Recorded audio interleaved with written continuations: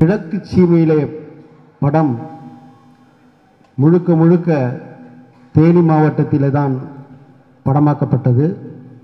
அந்த படத்தை நான் தயாரித்த பெருமையை விட அந்த தேனி மாவட்டத்திலே இருந்து தேனி மாவட்டம் என்று பெயரூட்டி கந்தன் அவர்கள் நடித்து தயாரித்து வெளியிட்டிருக்கும் இந்த பாடல்கள் எட்டு திக்கும் எதிரொலிக்க செவியிலே செந்தேன் மழையாகவும் புவியிலே தேனி மாவட்டின் பாடல் சங்கீத அலையாகவும் கேட்போர் மகிழும் வண்ணம் படம் எட்டு திக்கும் வெற்றி பெற்று வாகை சூடி வலம் வர வாழ்த்தி விடைபெறுகிறேன். நன்றி, வணக்கம்.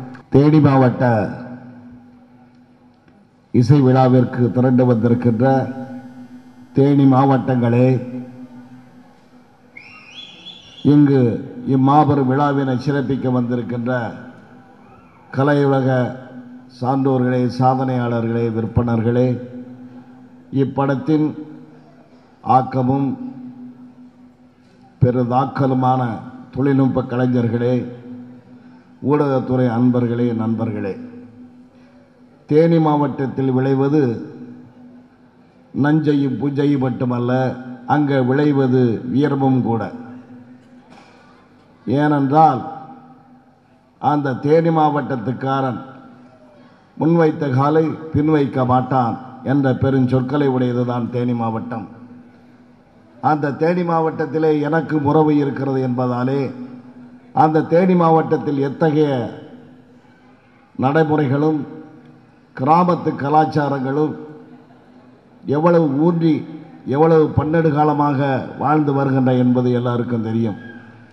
அதுவும் குறிப்பாக நான் இன்று பாராட்டுவது யாரை என்றால் கந்தன் அவர்களை. ஏனென்றால் இன்றைய தமிழ் துறையிலே தமிழில்லாத பெயர்களை வைத்துக் கொள்வதால் நாகரிகம் என்ற காலத்தில் தன் பெயரை கந்தன் என்று துணிவாக அறிவிப்பதுதான் அந்த தேனி மாவட்டத்துக்கானுடைய ஒரு வீரமாகும். இன்று பார்த்திருப்பீர்கள் நம்ம நாயகர்களெல்லாம் எப்படி பெயரை சூட்டி கொண்டு வருகிறார் என்று. கடந்த 2 வாரங்களுக்கு முன்பாக இங்கிலாந்திலே நடைபெற்ற ஒரு போட்டியிலே ஒரு வீரர் மாபெரும் வெற்றியினை ஈண்டெடுத்தார். அவர் பெயர் என்ன என்றால் இங்கிலாந்து நாட்டுக்காரர், ஆனால் அவர் பெயர் என்ன என்றால் அருள் சுப்பையா. எவ்வளவு அழகான பெயர், எவ்வளவு ஒரு நமது முன்னோர்களை முன்னெடுத்து வைத்திருக்கின்ற பெயர். ஆனால் இந்த காலகட்டத்திலே நாம் அதை மறந்துவிட்டோம். நாம் நமக்கு தெரியாத புரியாத பெயர்களை சூடிக்கொண்டிருக்கிறோம். உதாரணமாக சமீபத்திலே ஒரு வீட்டுக்கு சென்றிருந்தேன். வீட்டிலே ஒரு பெண்ணின் பெயர் தர்ஷினி என்றார்கள், ஒரு பையனின் பெயர் தக்பன் என்றார்கள். எனக்கே புரியவில்லை. அவர்களிடம் கேட்டேன் தக்பன் என்றால் என்ன என்று. ஆக புரியாத அறியாத பெயர்களாம் சூடிக்கொண்டிருக்கிற காலையிலே ஒரு மனிதன் ஜி கந்தன் என்று திரையுலகிலே பெயர் வைக்கிறான் என்றால் அவன் வீரத்தின் விளைநிலம் தேனியிலிருந்து வந்தவர் என்ற ஒரே காரணத்தினால்தான். அப்படிப்பட்ட கந்தன் அவர்கள் நடித்திருக்கின்ற இந்த படம். அதே போல சகோதரி கவிதா கந்தன் அவர்களையும் சொல்ல வேண்டும். என்று தமிழ் பேச தெரியாத காலத்திலே துணிந்து நின்று அவர்கள் பேசின, எழுதி வைத்து பேசினாலும் பேசக்கூடிய தைரியம் வேண்டும். அதுதான் ஒரு தமிழச்சி. தைரியம் கொண்டவர்தான் தமிழச்சி. அவரும் தேனி மாவட்டத்தை இந்த நிலையிலே நானும் பெருமை கொள்கிறேன். ஆகவே இந்த தேனி மாவட்டம் என்ற திரைப்படம் தேனி மாவட்டத்தில் மற்றும் வெற்றி கொள்ளவே இல்லாது தமிழகமெங்கும் மாபெரும் வெற்றியினை பெற்று திரைப்பட விநியோகத்துறையின் வசூல் களத்திலே மாபெரும் சாதனைகளை புரிந்து இது நடித்த கந்தன் அவர்களுக்கும் தயாரித்த கவிதா கந்தன் அவர்களும் இதில் இயக்கிய கௌரி மாரிமுத்து அவர்களும் மற்றும் தொழில்நுட்ப கலைஞர் நாயகன் நாயகி அவர்களும் பெரும் பெயரினை பெற்ற வாழ்த்து கூறி விடைபெறுகிற. நன்றி, வணக்கம். ஒரு நேரத்தில் சினிமாவில் புரட்சி செய்த பாரதிராஜா, இளையராஜா, வைரமுத்து போன்றவர்களை கொடுத்து சினிமாவிலே ஒரு மறுமலர்ச்சியை ஏற்படுத்திய மாவட்டம் தேனி மாவட்டம். இப்போ நீங்க தேனி மாவட்டமே இப்ப படமாகுதுன்னா அது அதை விட பெரிய சந்தோஷமான விஷயம். இப்ப எனக்கு நான் எதிர்பாராம தானு சார் அவர் ஒரு விழாவுக்கு போறேன், நான் எங்கேயோ அவரை பார்க்க வந்தேன், நீங்க வாங்கன்னார். எதிர்பாராம இதில் கலந்துக்கிட்டேன். கலந்துக்கும் பொழுது ஒரு மகிழ்ச்சி என்னன்னா, வழக்கமாக சினிமாவுக்கு நம்ம ஒரு நடிக்கவோ இயக்குனராகவோ தயாரிப்பாளராக வந்தால் மனைவிமார்கள் வந்து வேணாங்க எதுக்குங்கன்னு பயப்படுவாங்க. ஏன்னா சினிமாக்கள் போனால் ஒன்று பணம் போயிடும், இல்லைன்னா கை விட்டு போயிடுவாங்க வீட்டுக்காரு அப்படின்னு நினச்சி பயப்படுவாங்க. ஆனால் நம்மளுடைய கதாநாயகனும் தயாரிப்பனுமான கந்தன் அவர்களுடைய மனைவி வந்து துணிச்சலா தன் கணவன் சினிமாவில் போய் வெற்றி வாங்கி சூடி வர வேண்டும் என்ற நினைப்பில் வந்து அற்புதமாக வந்து வரவேற்புரை பண்ணாங்க. இந்த துணிச்சல் எல்லாருக்கும் வரணும். இனிய நிகழ்ச்சியில் கலந்து கொண்டிருக்கின்ற அனைவருக்கும், குறிப்பாக திரு ஜி.கே. அவர்களுடைய உறவினர்கள், நண்பர்கள், படம் வெளிவருவதற்கு முன்பே ஒரு ரசிகர் பட்டாளம், அனைவரையும், மேடையில் இருக்கின்ற இந்த படத்தினுடைய இயக்குனர், இசையமைப்பாளர், தொழில்நுட்ப கலைஞர்கள் அனைவருக்கும் என்னுடைய வாழ்த்துக்களை தெரிவித்துக் கொள்கிறேன். பாட்டு பார்த்தோம், பக்கா லோ கிளாஸாக இருந்தது, கிக்காகவும் இருந்தது. இந்த மாதிரி லோ கிளாஸ் படங்கள், சின்ன தயாரிப்பு படங்கள் வரும்பொழுது அந்த படங்கள் வெற்றியடைந்து தயாரிப்பாளர், விநியோகஸ்தர், திரையரங்க உரிமையாளர்கள் அனைவருக்கும் நிறைய லாபம் கிடைக்க வேண்டும் என்று எல்லாம் வல்ல பழனி ஆண்டவரை பிரார்த்திக்கிறேன். இந்த படம் வெற்றியடைய வாழ்த்துக்கள். முதற்கண் எனது வணக்கம். இங்கே அவையில் குழுமி இருக்கின்ற அனைவருக்கும் எனது வணக்கம். விழாவே ஒரு மிகச்சிறந்த ஒரு ஒரு ஒரு வித்தியாசமான ஒரு விழாவாக, ஒரு குடும்ப பெருவிழாவாக எனக்கு இது தெரியுது. ரொம்ப சந்தோஷமாக இருக்குது. ப்ரொடியூசர்ஸ் பற்றியும், டைரக்டர்ஸ், இந்த மாதிரி அட்மாஸ்பியரை பற்றியெல்லாம் வந்து நிறைய பேர் இப்போ பேசிக்கிட்டாங்க. பேக்ரவுண்டு இந்த படம் வந்தால் மக்களை போய் சென்றடையும். இந்த படத்தை யார் எடுத்தாங்கிறத பார்க்கறத விட படங்கும் போது இந்த படம் எப்படி இருக்குன்னு தான் எல்லா மக்கள் பார்ப்பாங்க. இந்த டைரக்டர் வந்து பாருங்கள், அவர் வந்து சார்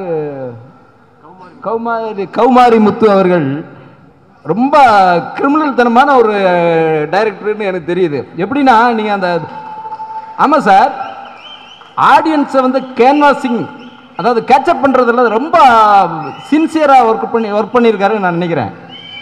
அதுக்கு கொஞ்சம் கூட சலிக்காமல் கேமராமேன் வந்து ரொம்ப சிறப்பாக செயலாற்றியிருக்காரு. ஃப்ரேம்ஸ் பாருங்கள், ஒவ்வொரு ஷாட்லையும் ரொம்ப வித்தியாசமாக பண்ணியிருக்காரு. அதான் தானு சார்கிட்ட கூட நான் பேசும்போது சொல்லிட்டு இருந்தேன். அதாவது நியூ ஃபேஸ் மாதிரியே இல்லாமல் அந்த டைரக்டர், அது யார் ஐடியான்னு எனக்கு தெரியாது, புரட்சி தலைவர் எம்ஜிஆர் அவர்களுடைய பாட்டை வந்து எவ்வளோ வித்தியாசமாக காட்டி அதுக்கு மேலே போய் அந்த ஷாட்டை கூட வந்து எடுத்து போட்டிருக்காங்க. ஸோ இதெல்லாம் பார்க்கும்போது கமர்ஷியலாக ரொம்ப நல்லா பண்ணியிருக்காங்க. அது மட்டும் இல்லை, லக்கி ஸ்டார்ம்பாங்க ஐஸ்வர்யா அவர்கள் வந்து இந்த படத்தில் நடிக்கிறாங்க. கன்ஃபார்ம் இந்த படம், ஏன்னா அவங்க நடித்த நிறைய படங்கள் வந்து போயிட்டுருக்கு. எல்லாமே வெற்றி முகத்தை நோக்கி சென்று கொண்டிருக்கு. இந்த படத்தில் ஆடியோ ரிலீஸ் அன்னைக்கு சிறப்பாக உண்மையாக பார்த்தோமா மேம், அவங்க ப்ரோக்ராம் அந்த காலத்துலேருந்து டிவியிலே ஆகட்டும், நாங்கள் வந்துலாம் ஒரு ஃபேன் மாதிரி. அவங்கள செலக்ட் பண்ணுற ஒரு விஜயமுரளி சார் பிஆர்ஓ தலைவர் இருக்கார். கிட்டத்தட்ட 5-6 படம் ப்ரொடியூஸ் பண்ணுறாரு. அவர் பெரிய ப்ரொடியூசர். அவர் பாருங்க, அந்த ப்ரொடியூசரும் டைரக்டர்ஸும் செலக்ட் பண்ண டெக்னீஷியன் ஆகட்டும், இந்த மாதிரி ப்ரோக்ராம் வந்து பப்ளிக் மக்களுக்கு கொண்டு போகக்கூடிய அந்த டெக்னீஷியன் ஆகட்டும், எல்லாமே வித்தியாசமாக பண்ணியிருக்காங்க. தேனி மாவட்டங்கிற படத்தை தயாரிச்சிருக்காங்க. இந்த படத்தோட பப்ளிசிட்டி விஷயமா அந்த படத்தோட கதாநாயகரும் தயாரிப்பாளருமான கோபால் கந்தன் சாக்கி அவர் கூப்பிட்டு பேசினாரு. சரி, ஃபங்க்ஷனை பற்றி பேசிட்டு இருக்கும்போது எப்படி பண்ணலாம்னு பேசிட்டு இருக்கும்போது அவரும் டைரக்டர் முன்னாடி உட்காந்துக்கிட்டு, நாளானிக்கு ஃபங்க்ஷன் இருக்குது, நான் 2 பேர் முடிவெடுத்து வந்தாங்க. ஏன் முன்னாடி உட்காந்து அவங்க வந்து முடிவெடுப்பதை பற்றி பேசினாங்க. ஸோ அவங்க வந்து என்னென்னா, யாரை பற்றி கவலைப்படாமல் ஒரு ஃபங்க்ஷன் நடத்தினா என்ன பண்ணணும், மற்றவங்க என்ன பேசுவாங்க, அதெல்லாம் வேணாம், ஆனால் சிறப்பாக நடத்துறதுங்கிற ஒரே குறிக்கோட இந்த படத்தை இவங்க அளவுக்கு சிறப்பாக நடத்திருக்காங்க. ஏன்னா இப்போ இங்கே வந்து பத்திரிகையாளர்களாகட்டும், சேனல்காரங்களாகட்டும், போட்டோகிராஃபராகட்டும், அவங்களுக்கே தெரியும் இவ்வளோ பெரிய இடத்துல ஒரு ஆர்டிஸ்ட் வேலை இல்லாத படம் இந்த அளவுக்கு பிரமாதமாக ஆடியோ ஃபங்க்ஷன் நடந்திருக்குன்னா, அந்த நடந்த ஃபங்க்ஷனை மக்கள்கிட்ட கொண்டு போய் சேர்க்க வேண்டியது உங்கள் கையில் தான் இருக்குது. ஏன்னா தயாரிப்பாளர் சார்பில் நான் அதை இருக்க சொல்கிறேன். எல்லாருக்குமே நீங்கள் நடிகர்னு யார் வந்தாலும் அந்த நடிகனுக்குள்ள ஒரு எம்ஜிஆரோ சிவாஜி இல்லாமல் எந்த நடிகனும் வரவே முடியாது. அந்த ரிசர்வ் இல்லாமல் நடிக்கவும் முடியாது. ஏன்னா இன்ஸ்பிரேஷன்றது ரொம்ப முக்கியம். ஏன்னா அவங்க அதில் தான் ரொம்ப குறியாக இருப்பாங்க. இந்த படம் வந்து சிறப்பாக அமையறதுக்காண்டி இவருக்கு பின்னாடி இவங்க துணைவியார் வந்து ரொம்ப கணக்கெட்டு பண்ணிட்டு இருக்கிறாங்க. ஏன்னா அவர் அந்த அளவுக்கு சொன்னார், நாங்கள் ஒரு தூரம் வந்து பிஸ்னஸில் பிஸியாக இருந்தாலும் சினிமாக்குள்ளே நாங்கள் அந்த அளவுக்கு சுதந்திரமாக இருக்கிறது என்னோட ஒய்ஃபு தான் காரணம்.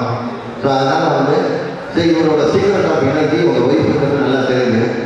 ஸோ இவர் வந்து இன்னும் சினிமா வந்து ஒரு நேசிக்கிற ஒரு ஹீரோ. மற்றவங்களாம் வருவாங்க, பணம் எடுப்பாங்க, போயிடுவாங்க, சரி ஏதோ நடந்து வச்சுருவாங்க. ஆனால் இவர் வந்து என்னன்னா இவரோட 20 வருஷ கனவு வந்து படிக்கிற காலத்தில் வந்து நடிக்கணும் அப்படிங்கிறது. ஸோ அவரும் நிறைய வாய்ப்புலாம் கேட்டு இப்போ அவரே சொந்தமாக படம் எடுத்து இந்த அளவுக்கு வந்து இவ்வளோ கூட்டத்தை கூட்டி பண்ணியிருக்கிறாங்கன்னா இங்கே வந்திருந்த கூட்டத்துக்குலாம் ஒரு வேண்டுகோள் என்னென்னா, நீங்கள் எல்லாம் அவ்வளோ பேர் போய் தேட்டரில் படம் பார்க்கணும், பப்ளிக் தேட்டரில் படம் பார்க்கணும். இந்த திருட்டு ஈஸிங்கிறத வாங்கி பார்க்காதீங்க, இன்டர்நெட்டில் பார்க்காதீங்க, மொபைலில் பார்க்காதீங்க. ஏன்னா ஒரு பாட்டு உண்டு, திட்டம் போட்டு திருடுற கூட்டம் திருடிக்கிட்டே இருக்குது, சட்டம் போட்டு தடுக்கிற கூட்டம் தடுத்து கொண்டே இருக்கிறது. திருடனாய் பார்க்கறதுனால திருட்டை ஒழிக்க முடியாதுன்னாங்க. நாம திருட்டு வீசியில் வாங்கி பணம் பார்க்கறதுனால திருட்டு வீசிக்காரங்க அந்த சீடி பண்ணி வித்துட்டு இருக்கிறாங்க. உங்கள் வீட்டில் ஒரு பொருள் காணாமல் போயிட்டு வச்சுங்க, ஒரு 100 ரூபா காணாமல் போயிடுச்சுன்னு எவ்வளோ பதவும், ஐயோ காணாமல் ஒரு நாள் உங்களுக்கு எப்படி காட்டி பிடிக்காம வேதனை பண்ணலாம். ஆனால் பல கோடி ரூபாய், பல லட்சம் ரூபாய் செலவு பண்ணி எடுத்த ஒரு படத்தை சர்வசாதாரணம் நீங்கள் மொபைல்லையும் இன்டர்நெட்லையும் சீரியலையும் பார்த்துட்டு இருந்தீங்கன்னா எவ்வளோ பேரோட உழைப்பு பணம் வீணாகிறத நீங்கள் கொஞ்ச நேரம் ஒரு 2 செகண்ட் கிளிக் பண்ணி பார்த்தீங்கன்னா சினிமாக்காரனோட வேதனை புரியும். எப்படின்னா பொதுவாக சினிமாக்காரங்களுக்கு பொண்ணு கொடுக்க மாட்டாங்க, கடன் கேட்டால் கடன் கொடுக்க மாட்டாங்க, வீடு வாடகை கேட்டால் வீடு வாடகை கொடுக்க மாட்டாங்க. ஆனால் மொத்தமாக அரசாங்கத்தையே தங்க கொடுத்துருவாங்க. 67 சினிமாக்காரங்க நாட்டை ஆண்டிட்டு போகிறோம். ஸோ அதனால் அந்த எண்ணம் உங்களுக்கு இருக்கும்போது நீங்கள் இந்த படங்களை மட்டும் திருட்டு விஷயத்தில் பார்க்குறாங்க. இதை வந்து ஒவ்வொரு நடிகர்களும் அவங்க ரசிகர் மன்றத்தில் சொன்னாங்கன்னா நிறைய பேர் சீரியலில் பார்க்க மாட்டாங்க. அதுக்கப்புறம் இந்த படத்தில் ஐஸ்வர்யா நடிச்சிருக்காங்க. இவன் என்னோட முதல் படத்து கதாநாயகி மெய்கொழிலாளின்னு ஒரு படம் பண்ணாங்க, ராமராஜன் ஹீரோ. அதில் ஆர்டிஸ்ட்னா நன்றி மறக்காமல் இருக்கிறது, பழசை மறக்காமல் இருக்கிறதுக்கு உதாரணம் ஐஸ்வர்யா தான். சரி 20 வருஷம் ஆச்சு, நம்ம ஞாபகத்துக்கு போனாங்க, நாங்கள் வேற முடியிலிருந்தவனா இருக்கிறோமே அப்படின்னு நினைச்சேன். கரெக்டாக கூப்பிட்டு வணக்கத்தையும் வாழ்த்துன்னு சொன்னாங்க. அதுக்கு முன்னாடி பவித்ரா சார் வந்து, ஏன்னா பவித்ரா சார் தான் வந்து ஐஸ்வர்யா ராயெல்லாம் வந்து நடிக்கிற காலத்தில் சொல்லிவிட்ட கேரக்டரு. சரி என்ன பண்ண வெளியில் சொல்லியிருக்காங்க. ஸோ அதனால் இந்த ரொம்ப நேரம் பேச நினைக்கிறாருங்க. இந்த படம் மாபெரும் வெற்றி அடைகிறது உங்கள்கிட்ட தான் இருக்கு.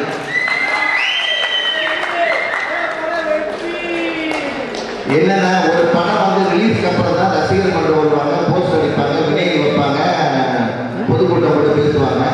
ஆனால் ஒரு படத்தோட ஆடியோ ஃபங்க்ஷனுக்கு நீங்கள் இவ்வளோ பேர் வந்து அவரை என்கரேஜ் பண்ணுறீங்கன்னா அப்போ அவர் மேலே நீங்கள் எந்த அளவுக்கு பாசம் வச்சுருக்கீங்க, நேசம் வச்சுருக்கீங்க, மரியாதை தெரியுது. ஸோ நீங்கள் ஒவ்வொருத்தரும் 1 லட்சம் பேருக்கு சமமாக வெளியில் போய் இந்த படத்தை தேட்டரில் பாருங்கன்னு சொல்லுங்கள். இந்த படம் மாபெரும் வெற்றியை எல்லாம் வந்து இறைவனை விளைவுகிறேன்.